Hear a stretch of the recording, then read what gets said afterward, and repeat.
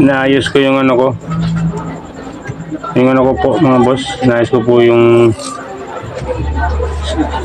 alcohol pump ko para hindi na ako mag-spray.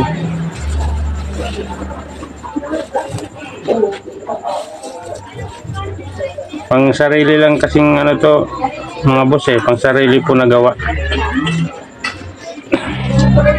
May nabibili naman na marble gun na mga boss, marami. Ako kasi hindi na bumibili. Gumagawa na lang ako kasi parang ang sarap ng pakiramdam yung gamit mo yung gawa mo. Yung ikaw mismo gumawa. Parang ang sarap ng feeling mga boss. Pero kung ayaw mo na magpakapagod, pwede ka naman bumili na. Parang hindi ka na pumapagod. Ako kasi parang natutuwa ako na mismong gawa ko yung ginagamit ko. Tapos napapaputok ko. Parang ang sarap ng pakiramdam ko. Ang nakakatuwa yung sarili mong gawa na papakinabangan mo, hindi yung binili.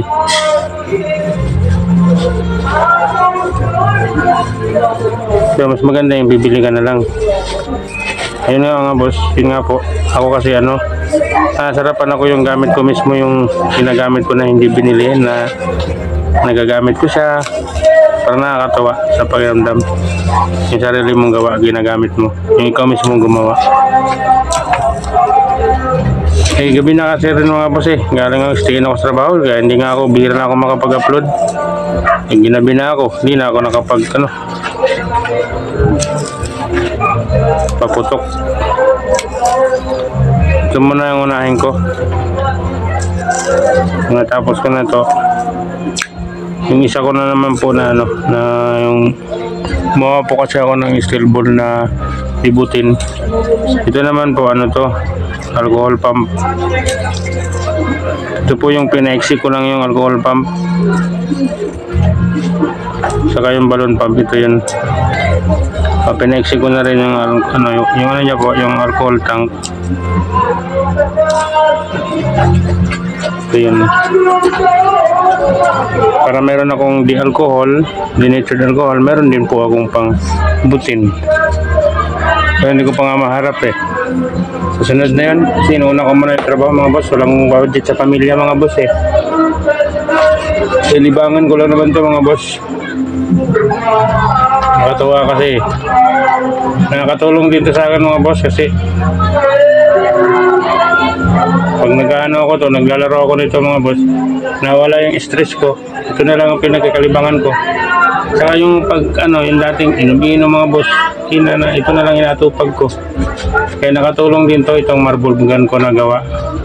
Ang gawa-gawa ko na marble gun. Ang bawas stress, laruan. Marble gun, ako na lang po nagagawa, hindi na pa ako bumibili. Kasi masarap pakiramdaman yung gawa mo mismo yung gamit mo. Ikaw mismo kung gamit yung gawa mo. Ang gusto kong bilhin yung kasi yung kung bibili talaga ako, yung air gun na. Pero kung marble gun lang po, ako na po ang gagawa sa sarili ko. Kasi yun nga, nakakatuwa sa pakiramdam mo, ginagamit mo yung gawa mo.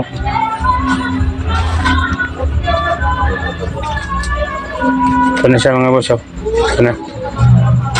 Tinugtong ko na. Hindi na to.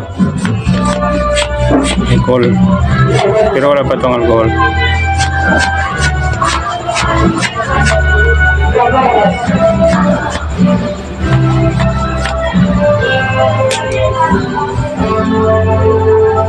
Ito yung malakas ko.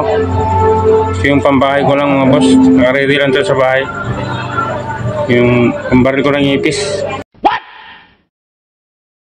What the fuck? Yung regular Jolens ko.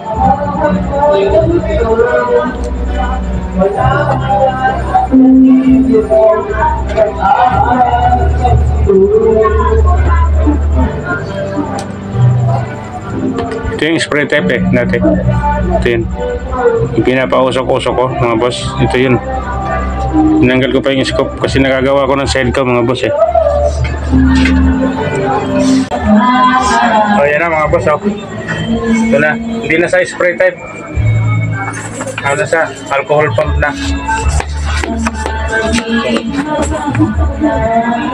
Gabi na kasi mga boss eh. Tumating ako galing trabaho, gabi na. Sunod ko na lang siguro ito ano, i-expire. Expire siya. Pero nagamit ko na ito nung ano, nung anting ako dati ng tikling, marami akong kasama bata mga kulit. Kaya may ibo na sanang dumating. Tikling kaso hindi ko nagamit. Hindi ko na ano, napansin kami, tumakas, lumipad. Pero wala pa siyang gatilyo. Andun, kakabit ko yung cover ng gatilyo niya. Yung pinaka-cover ng gatilyo dito. Saka yung scope mga boss. Ano? Tinanggal ko. Nadalhin ko sa trabaho. Doon ko siya gagawin. Headcam. Pinabago ko yung setup ko eh. Ayun dito bro. Ito yung spray type dati. Ito yun.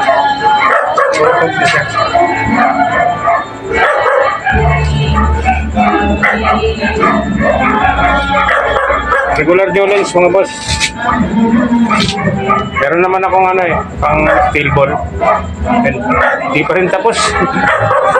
Maharap eh. Pero dinamigan ko yung mechanism. Bolt action. Diretso pagka ng butin. Ito, dito lang ito. Sa bahay. Ito talaga ang pangmalakasan ko mga boss. Regular Jolens. Iba ang tama niya sa saktong sukat niya lang talaga. Talagang ano talaga. Malakas talaga. Masak. Yung ibon. Kung tinamaan. Yung ano eh. Talagang tama. Dati nga noon mga boss. Ginamit ko ito noon. Hindi ko lang nabidyoan. Ginamit ko ito noon. Binaril ko sa ibon na maliit. Hindi noon maliit. Ito pala yung brown na ibon yung marami. Binaril ko siya. Putol. Kulot ako mga boss na putol. Putol yung ibon maliit. Yung laki ng tama. Kaya ano siya, kawawa ang ibon dito. Kailangan yung steel ball lang talaga. Ayan mga boss, maraming salamat sa inyo. Kasunod ko na lang ito gabi na kasi. Eh bukas papasok na naman ako. Maraming salamat sa inyo lahat mga boss. Maraming salamat sa mga talent viewer ko. Saka sa mga subscriber ko. Hanggang sa muli mga boss. Ingat tayong lahat. Bye bye mga boss.